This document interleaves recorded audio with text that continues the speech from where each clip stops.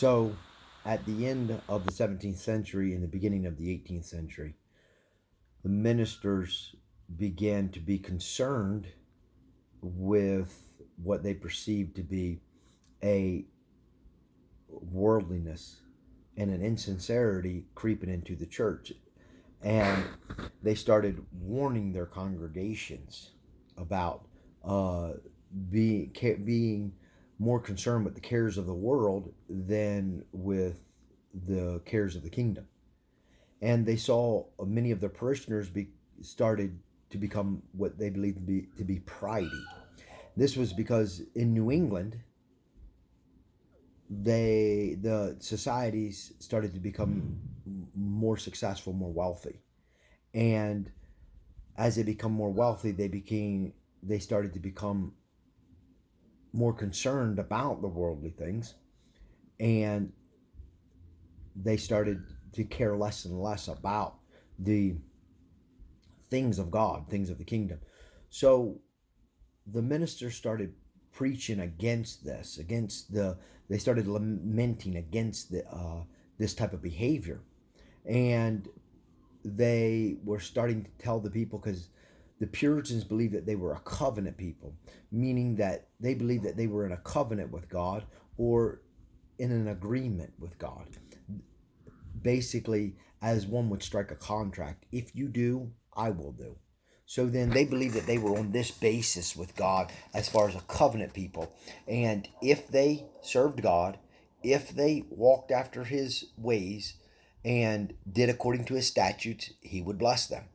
But if they did not, according to Deuteronomy and Leviticus, that he would not only not bless them, but then he would bring a cursing upon them.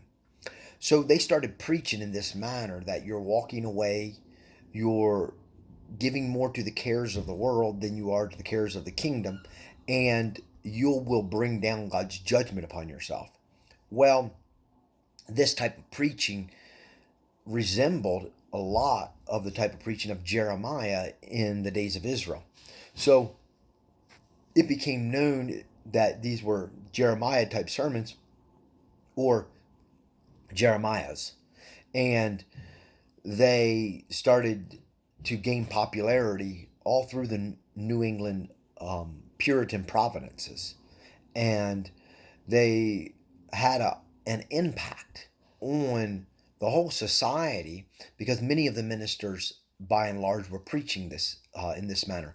And they had an effect in so much that it started to change the general mood or attitude of the society, and it started turning people around to look towards the kingdom.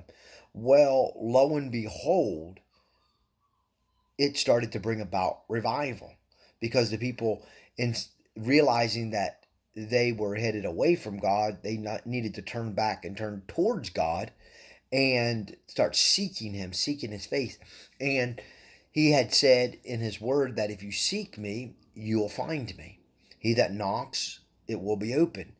And so then what happened is in the New England provinces where these Jeremiads were preached, the revival started to break out in the 1720s, 30s, and even the 40s, and the time of Jonathan Edwards, 1742. These revivals started to break out, and many people and historians, church historians, have attributed a large portion of the revival to these Jeremiads.